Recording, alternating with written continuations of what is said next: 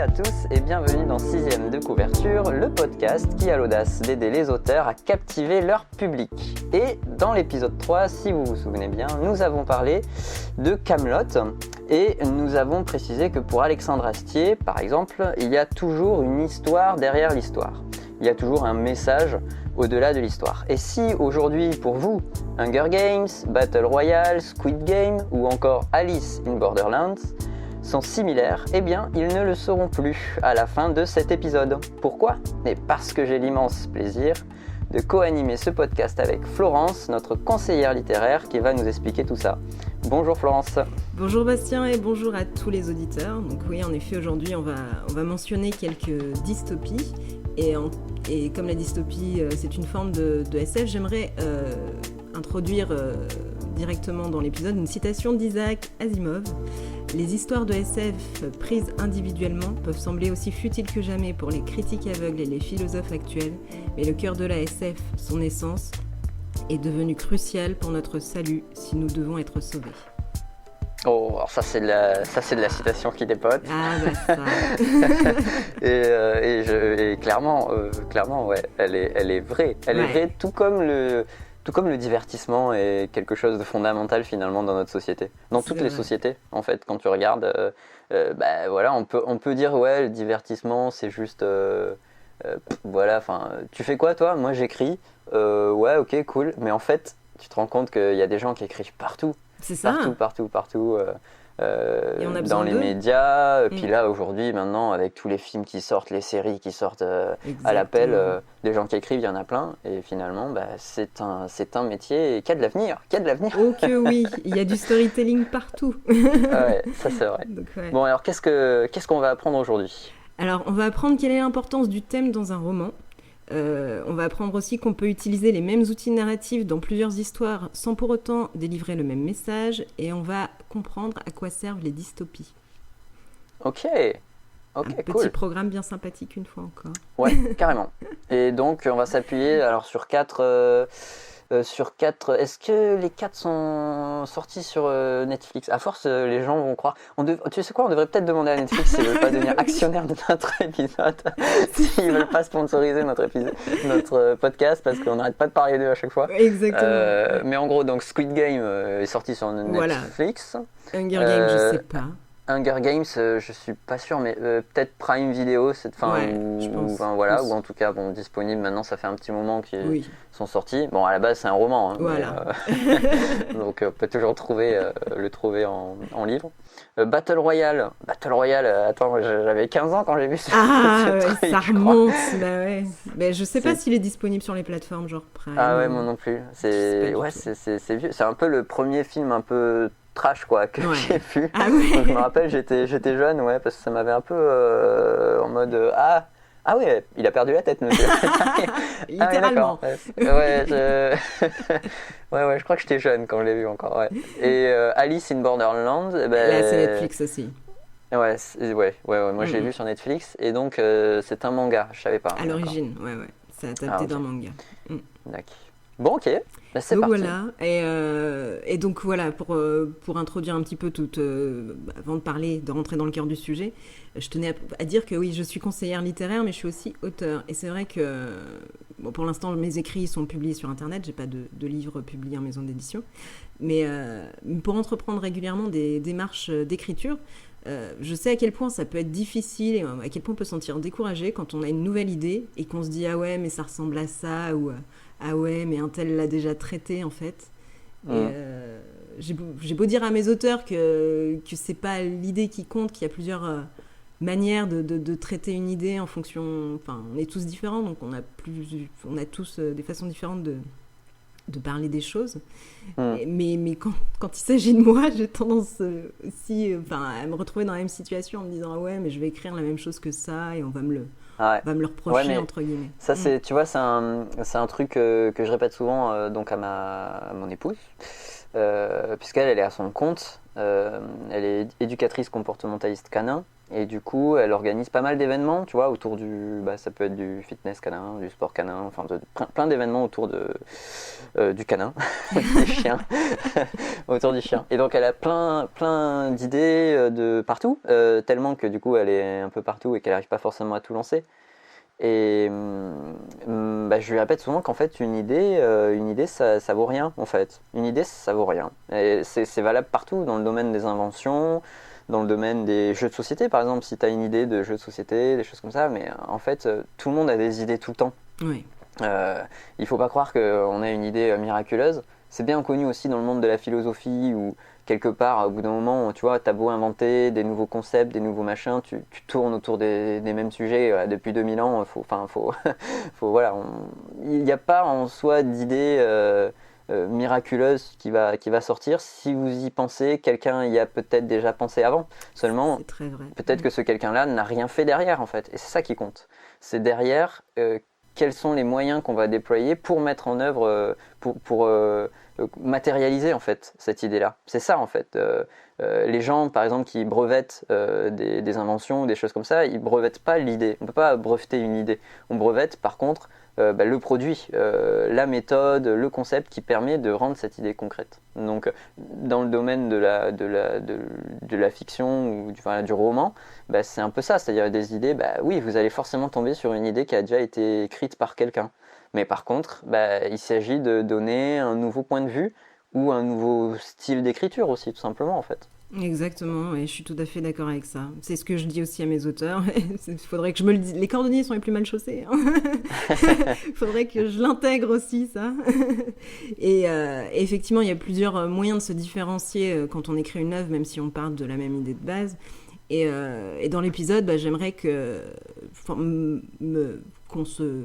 Comment dire? Je cherche mes mots. Qu'on se concentre sur une question qui me paraît centrale aussi quand on écrit une histoire, pour les différencier les unes des autres, c'est la question du thème.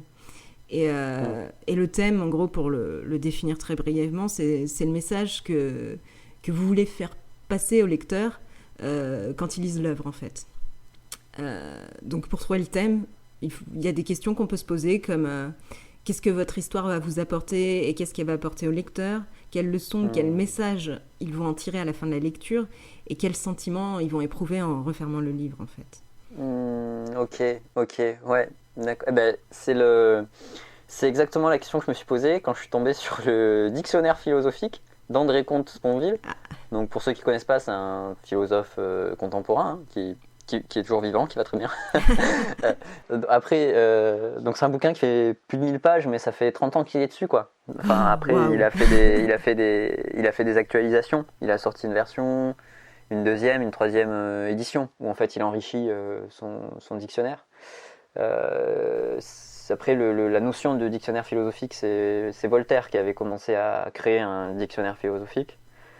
Qu'il avait sous-titré La raison par alphabet. Donc, je trouve ça assez marrant comme sous-titre de livre, quoi. Mais c'était clairement ça en fait. C'est-à-dire tu prenais un terme et tu avais la description philosophique. C'était un peu derrière pour permettre, pour démocratiser en quelque sorte la philosophie, quoi. Pour permettre aux gens d'appréhender la philosophie. Alors je suis pas sûr que commencer avec un dictionnaire philosophique ce soit le top pour accrocher oui. en termes de, voilà. Mais par contre pour comprendre ça oui c'est clair parce qu'il y a des termes en philosophie par exemple qu'on utilise dans la vie courante qui ne sont pas du tout qui n'ont pas la même signification. Ouais. On a le mot matérialiste par exemple. Aujourd'hui, quand on dit que quelqu'un est matérialiste, c'est qu'il aime accumuler, enfin c'est qu'il aime quelque part il est superficiel, presque futile, il aime acheter, il aime posséder, il aime au contraire quand on dit que quelqu'un n'est pas matérialiste, c'est que tu vois, il vit d'amour et d'eau fraîche, quoi. C'est-à-dire il n'y a pas besoin de choses pour se sentir bien. En philosophie, la notion de matérialiste, c'est pas du tout ça. La notion de matérialiste, c'est par rapport à la matière justement, ça vient de la matière. C'est-à-dire qu'on considère que tout est matière. Le plus facile, je pense l'exemple le plus facile pour le comprendre, c'est la pensée, par exemple. Ceux qui ne sont pas matérialistes vont penser, croire que la pensée, c'est presque, ça peut être une âme, un esprit, un souffle, quelque chose en fait, alors que les matérialistes vont dire bah non, c'est le cerveau. C'est le cerveau, c'est de la chimie dans le cerveau, c'est des atomes qui, voilà, c'est des messages électriques, des machins. En fait, voilà, tu vois, la pensée, même si elle peut paraître un peu comme ça métaphysique, elle vient de la matière. Tu vois, il y a quelque chose qui produit la flamme, quoi, en quelque sorte. Voilà, par exemple, donc on est très loin de la définition de la vie de tous les jours qu'on peut utiliser dans la vie de tous les jours. Ouais. Alors, est-ce qu'un philosophe, comment il parle dans la vie de tous les jours? Eh bien, ça, c'est une bonne question. Est-ce que le philosophe dit matériel? Non, je sais pas. Mais en tout cas, c'est la question que je me suis posée quand j'ai vu quand je suis tombé sur ce bouquin là dans les rayons. Je me suis dit, dictionnaire philosophique. Mais pourquoi? Au début, tu sais, la première question que j'ai fait, quand tu vois la taille du bouquin en plus, j'ai fait non mais pourquoi? Quel est son thème? Et en fait, après tu comprends, voilà, tu comprends qu'en fait c'est une façon de rendre accessible la philosophie. Oui. Donc à travers ça, il avait quand même un but, justement. Voilà. Il avait un message à délivrer. Ouais. C'est ça. Ouais. Bah oui, voilà. Ouais. Et bah, effectivement, par rapport à cette histoire de message, je rebondis parce que cette semaine, j'ai rencontré un auteur pour un accompagnement littéraire. Sur mon site, je propose une première séance gratuite, donc on a pu un peu discuter de son projet. Et il écrit une histoire un petit peu comme un conte philosophique ou une aventure littéraire, à la façon de l'alchimiste de Paulo Coelho, en fait. Ah, moi je kiffe ce livre, donc je vais rien dire. Okay. Il y a au moins 5 ou 6 éditions différentes. Ah oui, effectivement, grand fan. Ah ouais, je l'ai lu je sais pas combien de fois. Ok. Et bah oui, justement, un livre qui a aussi un message, et lui, dans son livre, en fait, il l'écrivait parce qu'il en avait besoin pour se sentir mieux. Mais il écrivait sans s'être donné un plan à la base. Il avait juste des moments comme ça où il avait envie de jeter sa pensée sur le papier. Et ça lui posait problème parce il me disait je suis tout le temps en train d'écrire et je sais pas quand j'aurai fini en fait. Et en l'écoutant, j'ai réalisé que la solution elle venait peut-être du thème. S'il avait un thème, s'il avait une idée précise du message qu'il voulait délivrer, il sentirait qu'il aurait fini au moment où il aurait délivré le message souhaité en fait. Donc, voilà. Moi j'admire les gens comme ça qui se lancent sans plan en fait. Enfin, moi j'arriverais pas à me lancer dans une aventure comme ça qui prend quand même des heures et des heures d'écriture, qui prend la tête quand même. Il faut dire écrire, c'est pas je prends une profonde inspiration, je regarde les étoiles et tac je tape sur mon ordi quoi. Enfin je veux dire il y a des écritures, des réécritures, c'est compliqué et partir sans plan comme ça, moi je serais démotivé en fait. Tu vois, de voir que à la fin d'une heure ou deux d'écriture, de voir que j'ai avancé dans mon plan, tu vois, ça me fait du bien. Ah oui, je comprends. Ça me fait du bien quoi. Là, c'est après si c'est un besoin, effectivement, ça peut se comprendre quoi. Oui, c'est pour lui c'était un besoin. À la base c'était ça et quand il a vu que ses écrits s'accumulaient, il s'est dit pourquoi j'en ferais pas un livre qui pourrait aider d'autres gens en fait. Ah donc, ouais. Donc voilà. Un recueil quoi en fait quelque part. C'est ça un petit peu. Ouais. Mais moi, à force de lire et relire l'Alchimiste de Paulo Coelho, j'ai cherché d'autres contes philosophiques. Tu vois, connus, par exemple, il y a Microméga aussi, bon, c'est un tout petit livre. Mais, ou des fois, des choses comme ça, des aventures, j'en ai tenté d'autres de Paulo Coelho aussi. J'en ai pas mal, mais rien qui n'arrive à l'Alchimiste. Enfin, je retrouve pas ce que j'ai retrouvé dans l'Alchimiste. C'est vrai. Et moi, c'est ce qui m'a poussé à commencer le mien. Tu vois, genre, le mec est plein d'ego. Mais en gros, j'arrivais pas à trouver, tu vois, cette sensation et à trouver ce que je cherchais. Et je me suis dit, je vais l'écrire. Oui, mais carrément. Mais c'est aussi comme ça qu'on peut se lancer dans un projet, évidemment. Ouais, c'est un peu on va dire, c'est le moteur. Ouais, c'est ce qui a allumé le truc, quoi. D'accord. Mais par contre, je sais que moi, ça traite des rapports familiaux. Ça traite de la famille, tu vois. Je sais que mon compte... je sais même que je vais, si Dieu le veut, en qui je ne crois pas, mais si Dieu le veut quand même, j'en ai déjà 3 en fait. Enfin, tu vois, dans ma tête, j'ai 3 plans de livres déjà. Donc un qui parle donc c'est les contes philosophiques, un qui parle de la famille, des rapports familiaux. Un qui parle de ton rapport à la, comment dire, à la terre, à la patrie dans laquelle tu nais. Et ça, j'avoue que enfin, je l'avais, tu vois, en tête, et j'avoue que mon voyage en Islande m'a convaincu. Je me suis dit, ok, je le fais là. Tu vois, je cherchais en fait le pays qui était adéquat à ça, et c'est bon, j'ai trouvé. Mais parce que moi, mes parents m'ont permis de toujours voyager, au moins une fois par an, même en France au début, tu vois, quand on n'avait pas trop les moyens et tout. Et de visiter d'autres pays, quelque part, après, je me sentais plus trop français d'une part, tu vois, je me sentais citoyen du monde, tu vois, pas forcément français très patriote. Ça vient plus tard, je pense, quand tu commences à comprendre peut-être mieux la culture, la politique, les choses comme ça, ou les droits, tu vois, les choses comme ça vient peut-être plus tard. Mais intuitivement, si tu veux, j'avais pas ce rapport très patriotique, tu vois. D'accord. Et chez nous, il y a aussi, moi je suis catalan, donc il y a une forte empreinte catalane aussi, hein, la Catalogne, c'est important, tu vois, il y a un message voilà, catalan, quoi. On n'est pas occitan, même si on est dans l'Occitanie, on n'est pas occitan, catalan. Revendication. Tu vois, il y avait tout ça, et je sais que c'est un sujet, tu vois, qu'il faut traiter, tu vois, qu'il faut que je traite, quoi. Et donc, je sais que ça va être mon deuxième compte, et le troisième, que j'en fais surprise, mais ouais, bon, par contre, voilà, j'espère que j'arriverai à les écrire et à les mener à bien, mais ça aide, je trouve, d'avoir un message à délivrer. Oui. Ça te structure, en fait, C'est ça. dans la façon dont tu vas écrire. Parce que si ton message, tu le dis dans les 10 premières pages, bah, qu'est-ce que tu écris après, tu vois, enfin, il y a une progression, tu vois. Il faut que, justement, ce message, quelque part, ton héros ou ton héroïne le comprenne petit à petit. Tu vois, il faut qu'il y ait une progression pour...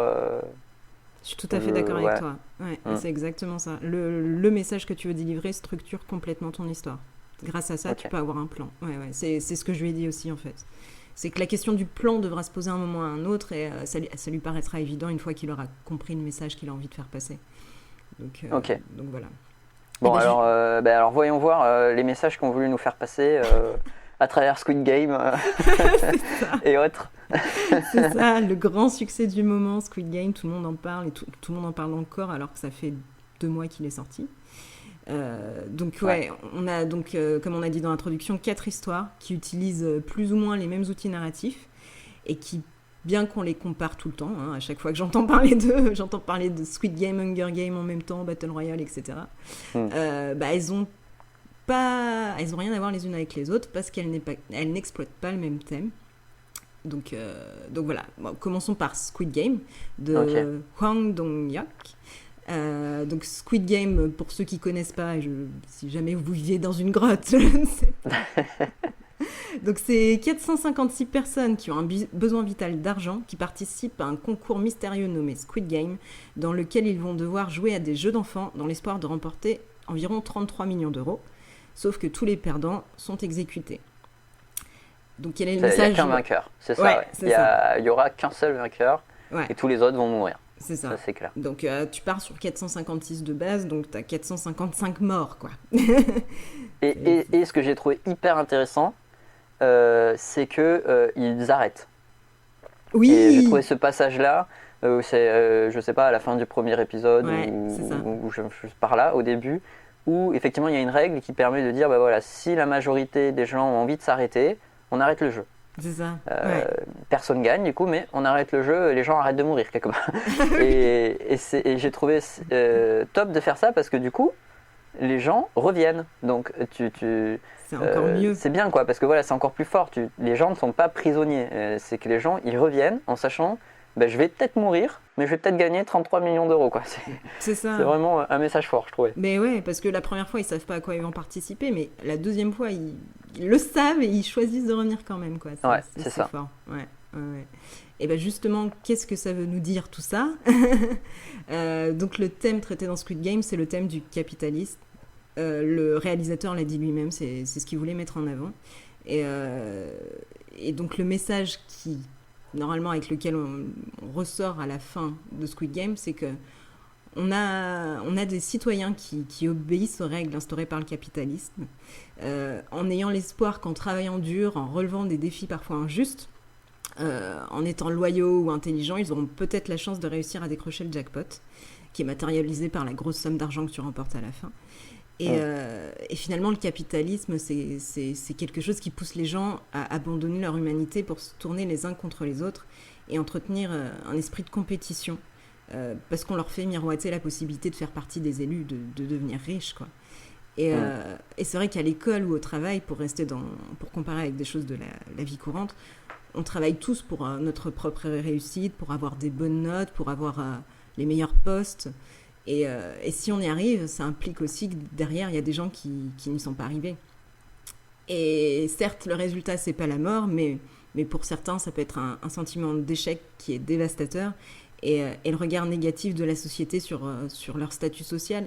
Et peut-être que pour un Français, ça paraîtra exagéré, mais en Corée du Sud, c'est extrêmement important. C'est malsain tellement c'est important. C'est que cette série nous a donné quelque part, ça fait un peu mal, tu vois, à la Corée du Sud. Ah oui. Parce que tu te dis, elle a eu un succès tel mondial, cette série, et elle montre un côté de la Corée qui est pas ouf, quoi.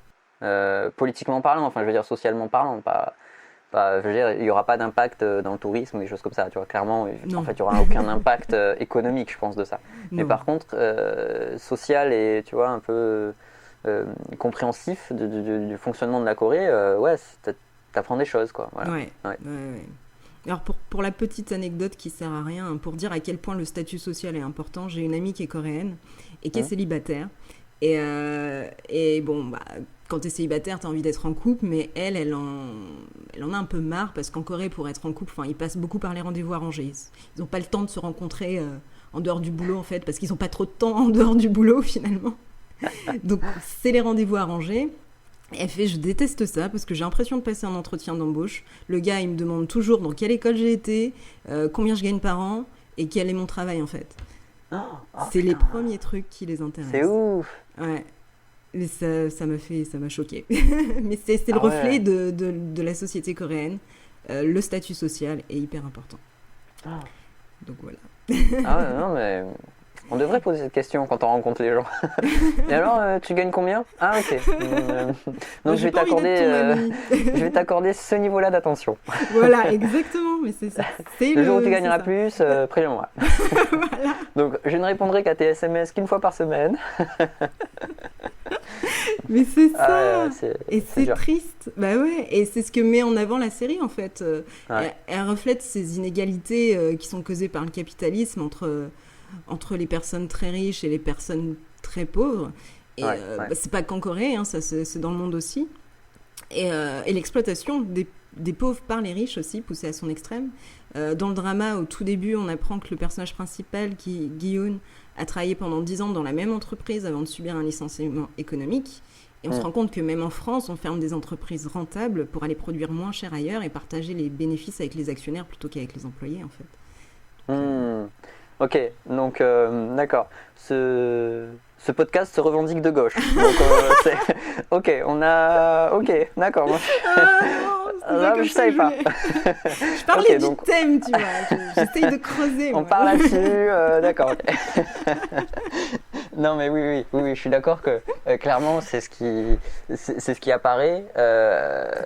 Et c'est une satire. Voilà, c'est une satire où effectivement dans la série on regarde des gens qui n'ont pas d'argent, qui sont prêts à tout, même à se tuer entre eux, pour aller décrocher un petit peu d'argent, et qui sont observés et regardés par des riches. Puis en mode, moi j'ai adoré les femmes là en mode léopard qui servent de table basse, quoi. Et le mec qui pose ses pieds dessus, je te dis waouh, putain, ils sont allés loin, quoi. Ils sont allés loin dans l'esclavage moderne, en fait. On appelle ça comme ça. Ouais, effectivement. Ouais. C'est poussé à son extrême. Exactement. Bah oui, malheureusement, mais voilà, c'est un message fort qu'on retire à la fin. Et donc Squid Game qu'on entend aussi beaucoup comparé à Hunger Games. Donc petit résumé d'Hunger Games aussi pour ceux qui ne connaîtraient pas. Enfin voilà, il est sorti il y a longtemps. Donc Katniss Everdeen, qui est l'héroïne du roman et du film, se porte volontaire pour participer au Hunger Games à la place de sa sœur. Il s'agit d'un jeu où les candidats des 12 districts du pays nommé Panem s'affrontent jusqu'à la mort devant des caméras qui diffusent leur agonie devant tout le pays. Donc le thème, cette fois-ci, c'est pas le capitalisme. C'est le divertissement comme un outil de manipulation de la population. On impose la terreur pour les districts en les faisant participer à des jeux sanglants. On les opprime, alors que de l'autre côté, on encourage les classes favorisées à rester passifs en leur donnant du divertissement, du pain et des jeux, comme disaient les Romains, une expression qui a été réutilisée par la suite. Donc ouais, une petite critique de la télé-réalité sur fond de régime totalitaire dans lequel le divertissement est un outil d'aliénation, finalement. Ouais, effectivement, ouais, là c'est ça. Mais c'est vrai que je comprends qu'on les compare, tu vois, parce que sur la forme, c'est pareil. ils se ressemblent, quoi. C'est vrai qu'on fait participer des gens, bon, et comme Battle Royale qu'on va parler tout à l'heure, mais c'est vrai qu'on fait participer des gens qui doivent s'entretuer pour obtenir une récompense. Mais c'est vrai que derrière, la façon dont est mise en scène et le contexte finalement qu'il y a derrière fait que le thème est différent. C'est ça. Ouais. On n'en retire pas la même chose à la fin de la lecture ou du visionnage. Ouais. Moi, sur l'instrumentalisation, la première fois que j'ai rencontré l'instrumentalisation dans ma vie, donc qu'est-ce qu'on appelle instrumentalisation ? Putain, ça va être vague là, je sais pas comment je vais réussir à l'expliquer. Mais en gros, on prend un concept et finalement, on s'en sert pour obtenir autre chose. Et en ça, du coup, il nous sert d'instrument. Par exemple, comme un outil en fait. Ouais, on pourrait presque parler d'outil aussi. C'est-à-dire, on prend, si je veux casser une noix, je vais prendre un outil qui est le marteau. Et là, c'est la même chose, quoi. Si je veux obtenir quelque chose, je vais prendre, là, pour le coup, le divertissement. Et du coup, le divertissement me sert d'instrument finalement. C'est pas une fin en lui-même, c'est pour obtenir autre chose. Si je devais définir un peu l'instrumentalisation, je dirais que c'est ça. Moi, la première fois que je l'ai rencontré, c'était au lycée. Parce qu'on avait bloqué le lycée, etc. Oui, on était jeunes et rebelles. Et on avait bloqué le lycée, et au bout d'un moment, en fait, c'est là que tu vois les gens investis ou pas. Donc tout le monde bloque le premier jour, et puis pour pas avoir cours. Et puis après t'as que les vrais qui restent, tu vois. Et petit à petit, on finissait par bloquer, on était à 12, quoi, tu vois. Donc, bon, j'exagère un peu, mais... Et donc, on avait fait un vote. On s'était dit, on fait un vote, et on vote pour ou contre, est-ce qu'on continue le blocage ou pas, quoi. Parce qu'on en avait assez qu'il y ait des gens qui disent, oui, on veut bloquer, et puis ils se barrent chez eux, en fait, tu vois. Le lycée est bloqué, donc en fait, je rentre chez moi. Et donc on avait fait un vote, et j'avais rencontré après plus tard des gens qui étaient revenus dessus et qui m'avaient expliqué en me disant, mais quand tu fais un vote comme ça un peu à l'arrache, quelque part une fois que tu annonces le verdict, il est incontestable, tu vois. Tu peux pas donc tu fais un vote, les gens votent, bon, t'espères que ce soit bien fait, t'espères qu'ils se trompent pas quand ils comptent. T'as aucune idée de comment ça se passe, comment ils comptent, le comptage et tout. T'as aucune idée de si la réponse qui va être annoncée c'est la vraie ou pas. Mais à partir du moment où la réponse c'est oui ou non, elle est incontestable, tu vois. C'est parce que les gens ont voté. Voilà. Et donc ça, c'est une instrumentalisation du vote où tu te dis, on fait voter les gens. Et puis on annonce, alors là je te parle dans un lycée, hein, je te parle pas des élections nationales, hein. Je te parle dans un lycée, tu vois, où il n'y a rien, il n'y a pas d'huissier, il n'y a rien, tu vois. Et tu t'arrives et t'annonces le résultat du vote, voilà quoi, peu importe en fait ce que tu vas annoncer, t'as même pas besoin de compter les voix si tu veux, si t'as envie de dire non, tu dis non, et puis voilà, ce sera incontestable. C'est une sorte, tu vois, d'instrumentalisation, quoi. Tu te sers du vote pour calmer les foules et dire on a voté ça, donc maintenant tout le monde se calme et tout le monde se plie à ce qu'on a voté. D'accord, ouais. Exact. Okay. C'est ma première rencontre avec. Alors on n'est pas, ça va. On nous a pas demandé de nous entretuer. Oui, encore heureux. Donc ça va. On n'était pas dans le Battle Royale. Oui. Voilà, parfaite transition, merci. Battle Royale, parlons-en, parce que effectivement, on a affaire à des lycéens dans cette histoire. Donc l'histoire se déroule dans un futur dystopique, contrôlé par un Japon totalitaire, et le gouvernement crée une loi qui s'appelle Battle Royale pour discipliner les lycéens qui commençaient à se rebeller face au système en place. Donc dans le livre et dans le film, on suit les aventures d'un groupe de lycéens qui a été kidnappé et ils sont forcés à s'entretuer. Et il n'y a pas de récompense à la fin. Classique. C'est juste survivre. Oui. C'est juste survivre. Ouais. C'est ça. Et donc ouais, là, le thème est complètement différent et nous intéresser cette fois-ci à la société japonaise et à ses particularités.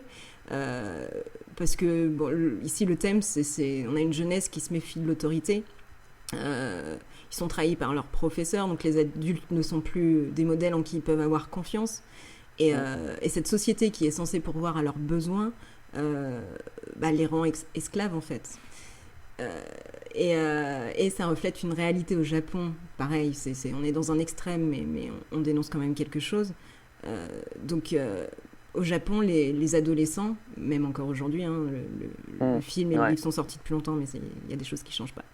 Les adolescents sont poussés à étudier, à travailler comme des forcenés pour intégrer les meilleures universités, réussir coûte que coûte à décrocher un emploi dans les meilleures compagnies du pays. On revient au statut dont on parlait tout à l'heure, le statut social hyper important. Ils ont une énorme pression sur les épaules, mais dès l'école primaire, les parents les inscrivent dans des académies où ils doivent aller après l'école pour étudier jusqu'à pas d'heure. Et Battle Royale, quand l'œuvre est sortie, je ne sais plus si c'est le livre ou le film d'ailleurs, mais j'avais entendu dire ça, le message était tellement fort qu'il avait été interdit aux mineurs. Et il avait été interdit aux mineurs, pas parce que c'était violent, mais justement à cause de cette satire de la pression que subit la jeunesse dans la société japonaise, à cause du message qui pourrait en tirer et qui pourrait un petit peu créer de l'émulsion, en fait, du mécontentement. Donc voilà. Ouais, effectivement. Enfin, moi, j'ai rien compris. Hein. Quand j'ai vu, j'étais très jeune. Oui. Moi, j'ai juste vu un film où si tu refuses de te battre, t'as un collier qui explose et tu meurs. Donc, je me suis dit, putain, mais c'est quoi ces films J'avais pas la maturité nécessaire, je pense, pour le comprendre. Faut aussi connaître le Japon, quoi. Je pense, aussi. C'est vrai que j'en ai déjà entendu parler de cette pression sociale de réussite. Quand même, il y a des suicides d'étudiants qui échouent. Exactement. Et là, tu te dis, bon, là, on est bien en France, tu vois. Là, tu te dis, tu te dis c'est quand même plus soft chez nous, quoi. Bon, ça compte aussi, mais quand même, c'est pas plus autant. soft. Ouais. C'est... Ouais, d'accord, Battle Royale, ça a marqué toute une génération quand même, hein, je pense, ce film. Hein, c'était un ovni un peu à l'époque, hein, quand c'était arrivé, et tout le monde en parlait, un peu comme, ça n'a pas eu le succès populaire de Fight Club, mais tu vois, c'est un peu comme quand Fight Club est sorti, c'était un ovni, tu vois, et ça a un peu marqué une génération. Et là, c'est pareil, quand Battle Royale est sorti, ça a marqué une génération, quoi. Le concept était bizarre. Et au-delà de l'histoire qu'on te raconte, je crois, un lycéen et une lycéenne qui veulent vivre leur histoire d'amour là-dedans, mais normalement il peut y avoir qu'un seul survivant, donc ou il y a un truc comme ça, je crois. Donc à un moment donné, tu te dis ça va coincer, ça va coincer. Sous fond de cette histoire-là, il y a la critique, la satire de la société japonaise. Ouais. C'est ça. Ok, ouais, donc c'est encore un thème différent de Squid Game et d'Hunger Games. Ouais. Complètement. Et je propose qu'on reste au Japon avec la dernière œuvre, Alice in Borderland. Voilà. C'est au Japon. Je savais même pas capté. C'est vrai. C'est vrai, ok. Ouais. Et du coup, petit résumé, donc Alice est piégée avec ses deux meilleurs amis dans le Borderland, un monde alternatif où ils sont obligés de participer à des jeux aussi, et ils sont obligés de les gagner pour survivre. En fait, si tu perds et si tu participes pas, tu meurs. Et pour le coup, moi j'ai pas lu le manga, j'ai seulement vu la série Netflix, et je pense qu'ils l'ont coupé avant que le message soit délivré. parce que je pense que ce sera dans la saison 2, mais on sait pas en quoi consiste le Borderland, pourquoi il existe et quelles sont les intentions des gens qui le dirigent en fait. On sait qu'il y a des gens derrière tout ça, mais on sait pas encore qui c'est ni pourquoi ça existe. Et donc j'ai pas eu le thème forcément en le regardant, même si c'est très divertissant. Et par contre, j'ai fait ma curieuse, j'ai été me spoiler sur internet. et savoir, pour savoir en quoi ça consistait tout ça. Ouais, ouais, Et ouais, parce que je t'avoue, juste avec la première saison là, ouais, je saurais pas, parce qu'on apprend qu'effectivement il y a des gens derrière tout ouais, ça, c'est quand ça. même. Donc tu te dis bon, c'est pas magique en quelque sorte. Enfin, il y a des gens derrière, donc s'il y a des gens derrière, ils ont pas fait ça pour rien. Mais Exactement. tu sais pas. Ouais, c'est vrai qu'on sait pas encore, je pense. On ne sait pas encore. Bah, je vais pas spoiler pour les gens parce que bon, je pense que Netflix a une saison en préparation, mais en gros, le thème c'est la volonté de vivre. Je La dirais volonté de juste vivre. ça. Ouais. Ah ouais. Ça... Ah, ah, d'accord. La volonté de puissance nietzschéenne. c'est D'accord. Ok, ok. La puissance de vie de Nietzsche. Donc allez, c'est parti. Donc Nietzsche. Non, j'en ai pour des heures si je parlais de trucs. Ah bah et pourquoi pas. Non, non, non. Mais d'accord. Ouais, la volonté de vivre. Voilà. Ouais. Je Jusqu'où on pourrais est dire prêt à que aller ça. pour survivre, peut-être. Ouais, c'est ça. Bah, c'est encore plus complexe que ça, Mm. mais ouais, faut connaître la fin pour saisir toute la profondeur du message, je Mm. pense. Donc, Ouais, ok. voilà. Oh, beau message aussi. Ok. Ouais. Donc encore 4 messages différents, 4 œuvres avec les mêmes schémas, mais 4 messages différents. Ouais, ouais, ben, Ouais. ouais, c'est vrai. Après, ouais, maintenant, ouais, peut-être. Bah, tu te dis quand même, tous ces gens qui tombent, tu sais, genre ça leur tombe dessus, tu comprends pas tout de suite ce qui t'arrive. Tu te dis, ils ont quand même dans le jeu réussi à s'organiser, réussi à trouver que peut-être, tu vois, bah, il y a un jeu de cartes et tout, bah, je veux pas spoiler non Oui. plus, mais voilà, que peut-être si on arrive à faire un truc avec ces cartes, peut-être. Donc tu te dis, ils cherchent une issue, tu vois, Oui, ils sont pas fatalistes, quoi. Ils se disent pas, bon, bah, on joue et puis on meurt ou on vit, quoi. Tu sens exactement. qu'ils cherchent à s'en sortir. Ouais, ok, Ouais, c'est ok. vrai. Bon, bah, super, donc si je résume tout ça, donc on a sur, on va dire, le même principe de le meilleur gagne, les autres meurent, en gros, et un peu le format.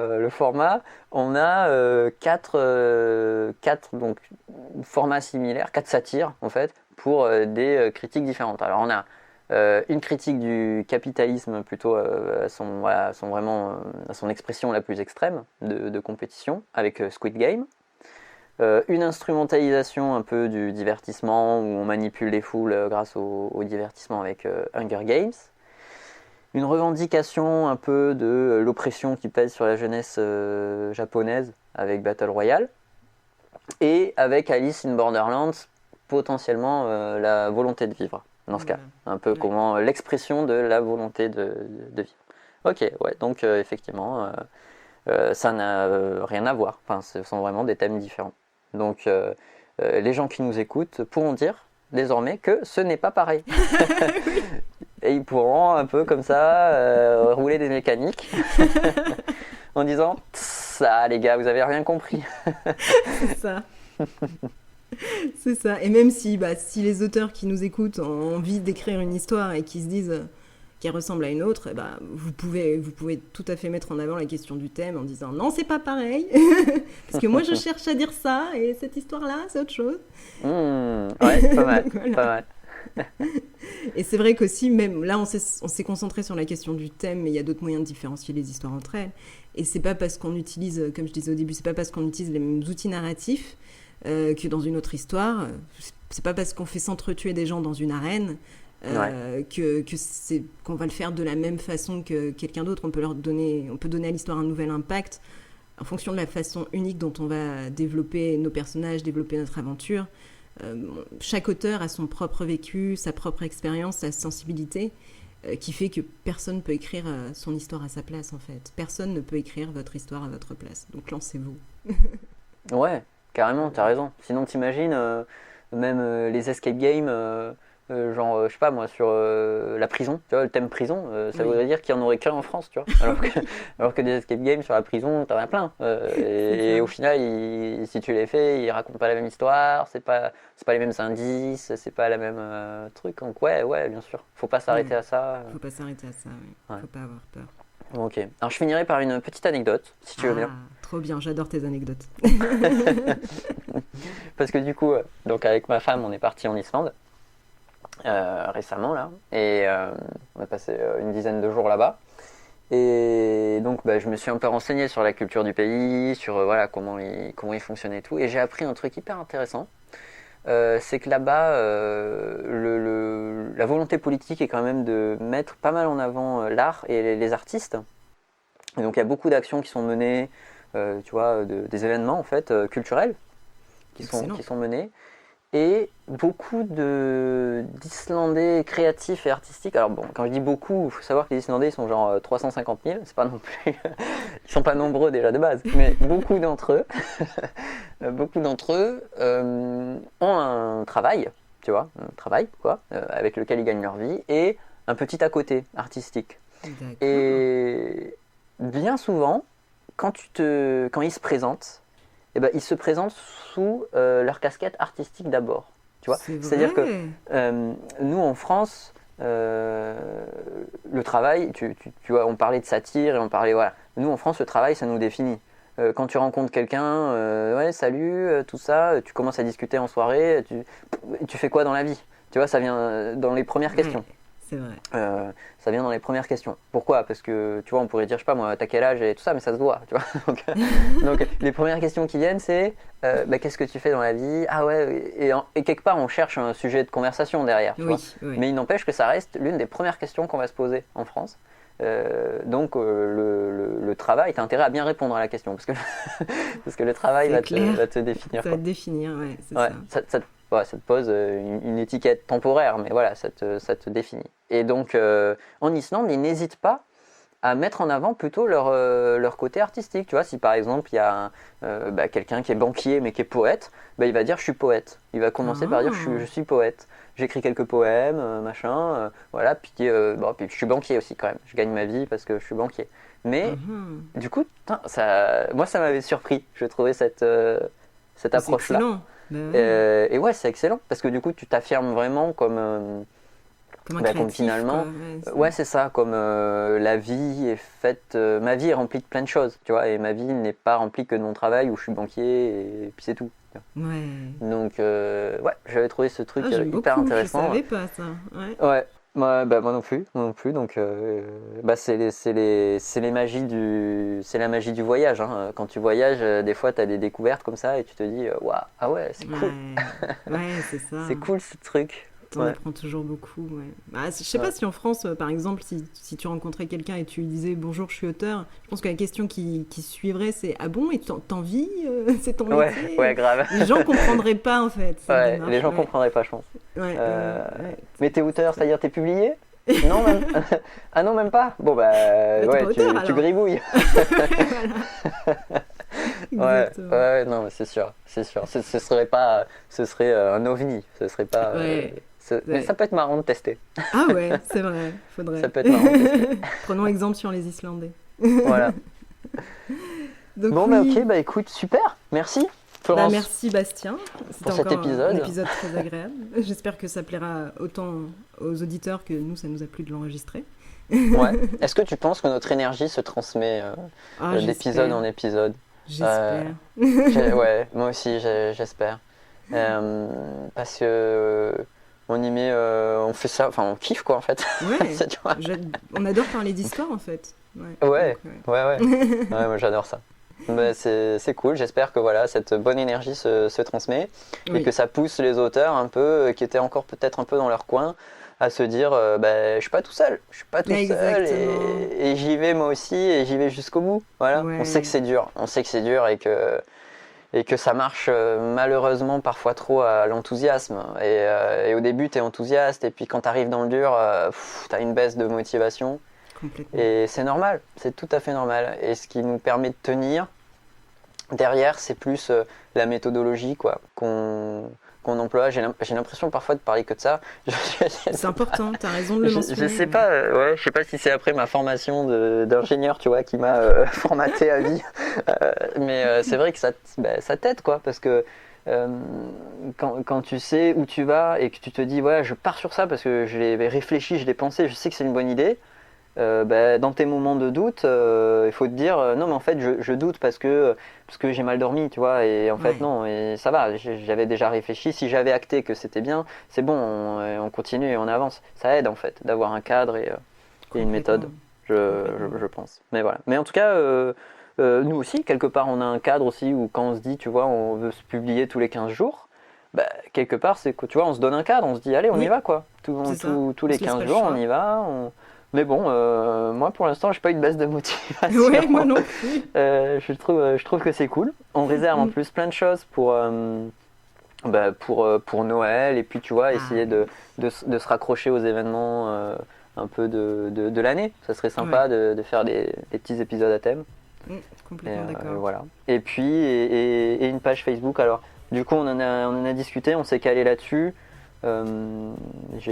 Puisque j'ai un projet d'écriture de page Facebook de mon côté. Toi aussi, tu as tes pages Instagram notamment, c'est ça, de ton Instagram côté. surtout, ouais. Et donc on va rester là-dessus pour partager notre podcast. On va pas forcément lui dédier une page à lui. Et donc voilà, vous pouvez nous retrouver. Alors moi ça n'existe pas encore, mais toi tu avais ton Instagram qu'on remettra dans la description. Ouais, je mettrai en lien.